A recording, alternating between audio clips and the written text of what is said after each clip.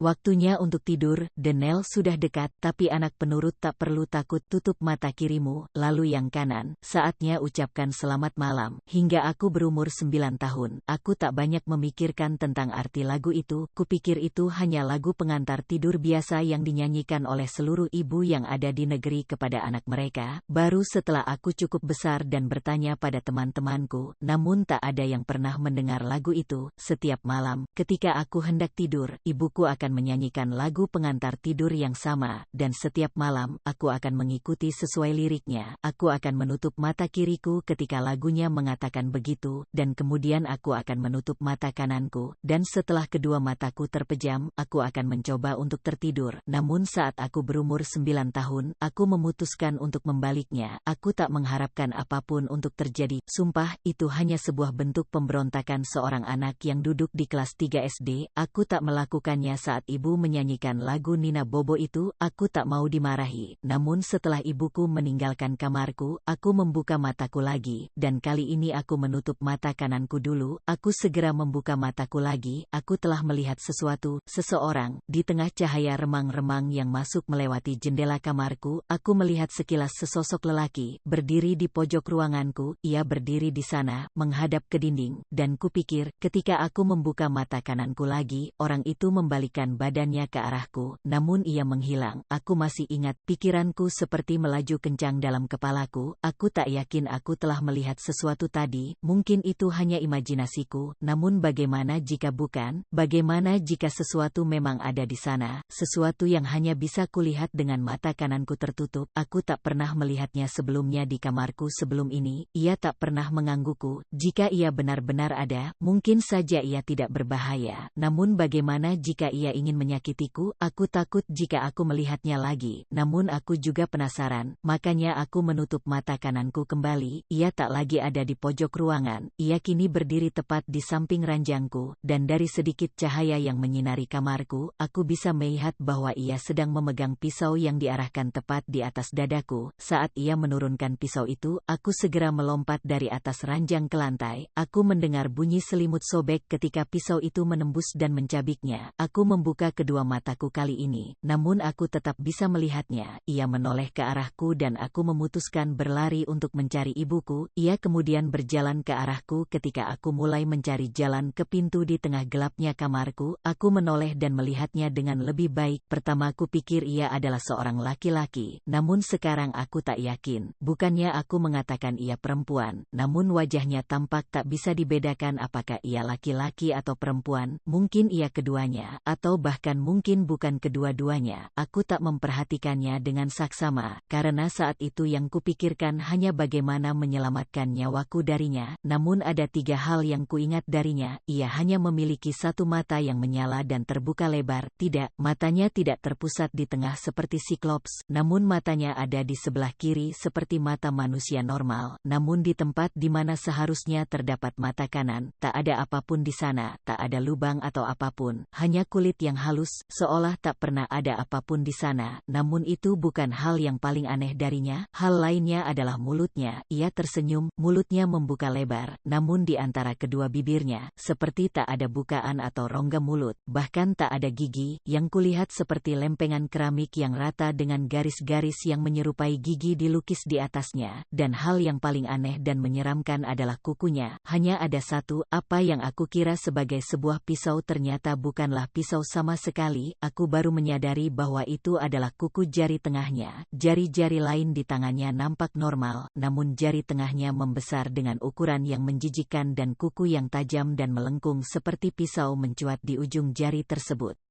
Aku berusaha keras membuka pintu, namun pintu itu sepertinya macet. Makhluk itu terus mendekatiku sambil meringis-bengis. Pisau, ah bukan, kukunya terarah kepadaku. Akhirnya di detik-detik terakhir sebelum ia berhasil menghujamkan benda tajam itu ke dadaku lagi, aku berhasil membuka pintu dan berlari sambil menangis menjerit-jerit menuju kamar ibuku. Aku tak menoleh, aku hanya terus berlari, dan ketika aku sampai di depan kamar ibuku, aku langsung membukanya tanpa mengetuk terlebih dahulu dan melompat ke atas tempat tidur. Ada apa sayang? Ibuku sepertinya telah tertidur dan kurasa aku telah membangunkannya. Dengan mata yang masih mengantuk, ia bangun dan menoleh ke arahku. Aku melihatnya, aku terisak, aku melihat Denel. Denel, tanya ibuku. Aku segera melingkarkan tanganku di pinggangnya untuk memeluknya. Denel, dari lagu itu, aku menutup mata kananku dulu, lalu aku melihatnya. Lagu apa nak? Ibu tak mengerti maksudmu. Aku menatap ibuku dengan mata berkaca-kaca. Lagu Nina Bobo yang selalu ibu nyanyikan setiap malam di kamarku sebelum aku tidur. Wajah ibuku langsung tampak merasa bersalah. Nak, maafkan ibu, aku tahu ibu salah, selalu pulang larut malam sehingga agak mengabaikanmu. Namun ibu tak pernah menyanyikan lagu Nina Bobo di kamarmu. Tiap kali ibu mau masuk ke kamarmu untuk mengucapkan selamat malam, kau selalu sudah tertidur. Ibu tak pernah masuk ke kamarmu.